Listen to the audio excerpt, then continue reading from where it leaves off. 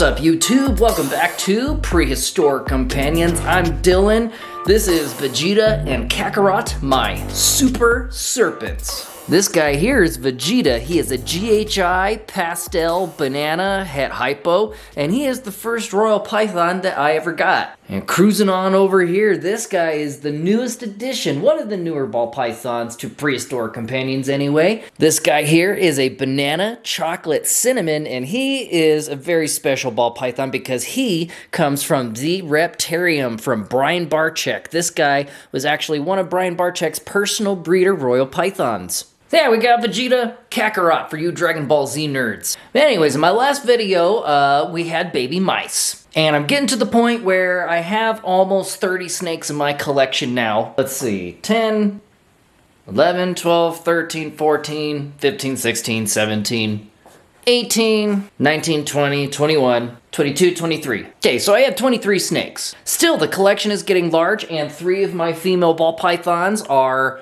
looking quite gravid, so we're definitely going to have some eggs on the ground here soon. We're going to have baby ball pythons. We're going to have even more mouths to feed around here. So anyways, we got to start breeding some rats. I already got some mice going, but these guys eat rats. Mice are way too small for a lot of the larger species that I'm working with. You really want to make sure that you're feeding your animals, your snakes, appropriately sized meals. You don't want to give them meals that are too small, because then if you're having to feed them, say, like 5 large mice opposed to 1 appropriately sized rat, it's going to be harder for their digestive system to be able to process more bodies, more bones and skeletons and things. So, and rats are getting expensive. For the last 5 years, I'd say, I've always been going to Rodent Pro, and I've always been really pleased, really happy, but it is getting expensive. So I really got to start breeding my own. So today, we're going to build a rodent rack. Let me go ahead and put these guys away. We'll go take a look at the materials that I went and purchased, and we'll get right into the build. All right, here in my dining room, not only do I have a huge, beautiful, amazing American flag,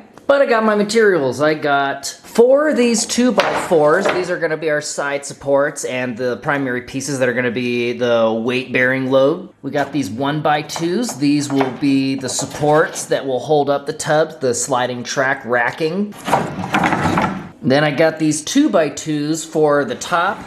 Above the tubs, I'm going to use those to create a top where the food will go and the water. Then here, I went and got these large concrete mixing tubs. I got the big ones, so hopefully these guys will have plenty of space. They'll be comfortable. We have this 1/2 inch hardware cloth. This should hopefully be big enough holes that they should be able to fit their little faces through and eat the food that's on the tops. So similar to my mouse breeding setup here, they have a compartment up here where the food goes, so the mice and the rats, they don't poop all in their food, they don't make it all a mess, and this is much more efficient, more conservative. It lasts longer, it stays clean. So far I've kept my 2 rats up here. I have a male and a female up here, and they have not bred. They've been together for several months, and I'm thinking just the female, she probably knows she's too old to breed, so they've just been kind of companions, but they've been good and fine up until even, I think, a week. They've started to, like, start really needing each other's space, so I gotta get this rat built. Let's see, they're both sleeping underneath the stairs there, but yeah, we'll get these guys moved out of here, and then finally the guinea pigs can have their 4th tier in their guinea pig mansion house back here. And as you guys remember from the last video, we had babies. You see mom and dad, they're sitting on top of those babies. They're nursing and keeping them warm. All right, so our next task is to set up the tools. I gotta go set up my miter saw. I gotta set up a table outside, and we gotta get all this wood cut before it starts getting dark here. All right, so we got all the equipment moved out here. Got the saw, got a drill bits, plenty of wood screws, tape measures, rulers, Sharpie markers. I got one of my large bins for reference. Starting to mark up my wood. I got my side support, weight support beams. Got these all measured out, so essentially the tubs are about 8 inches thick or 8 inches high. We'll have about 2 inches for the tops for the food and the water, and then about a 5-inch gap between the next tub. So this thing is gonna be pretty tall. It's definitely gonna be taller than I am. So I've got one of the tops built already. Essentially this thing just goes right on top here. So then we just need to staple the 1/2 inch mesh on the bottom.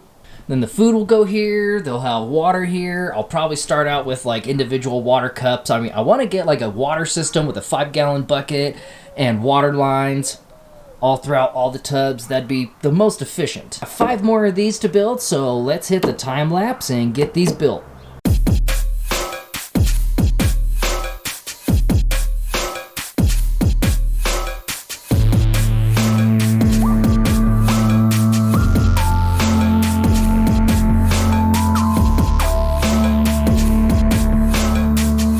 Whew, it's a little chilly out here. So I ran out of the 2x2, so I gotta jet to Lowe's real quick. Trying to get all these pieces cut before I'm running out of daylight here and before it gets too cold so I can move my operation indoors. We have all the sliding panels, where the tubs will insert the sliding tracks. Got those cut.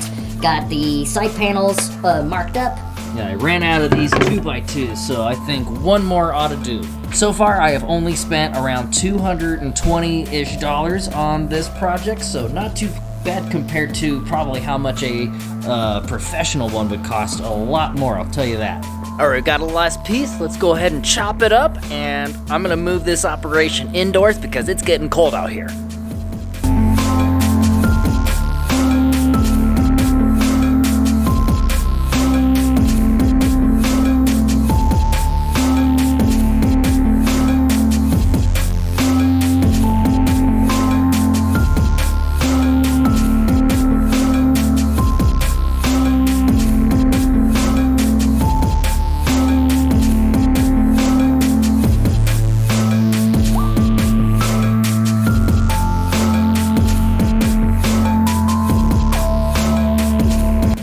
So far we got 1 tub installed, 5 more to go. The base down here will install some wheels, kind of working from the top down. Tell you, I could really benefit from a heated garage, so I'm not always doing these projects in my living room. But hey, you know, we're making do with the space that I have. I am so grateful to have the space that I have because for like the last 7 years I've been renting and I've always had like anywhere from like 580 to 900 square foot apartments, and that is just, my space now is double that. And I have a huge yard now and I have space to spread everything out.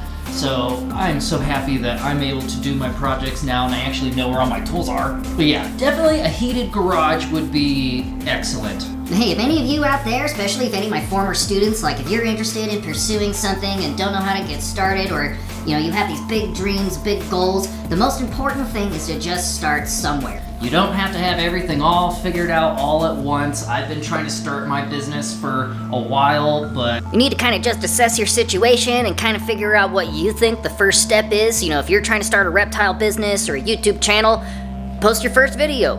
Write up a little script, write up what you're gonna do, what you wanna talk about, and then over time you just start to really refine your practice and you learn new things and you figure out better ways to do things. I feel like 2025 might be a very good year for me as far as, you know, my business. I'm gonna grow that, do a lot more birthday parties, private events, shows, breeding, a lot more builds. Hopefully treat it like a legitimate business and hopefully even, fingers crossed, we get the channel monetized this year. So, like, share, subscribe. Before we get back to the build, definitely hit that like button, because hitting the like button helps me grow. It helps trigger the YouTube algorithm, lets it know that, hey, people like my content, and it wants to push it out to a larger audience to see who else might be interested in reptile channels, so hit the like button.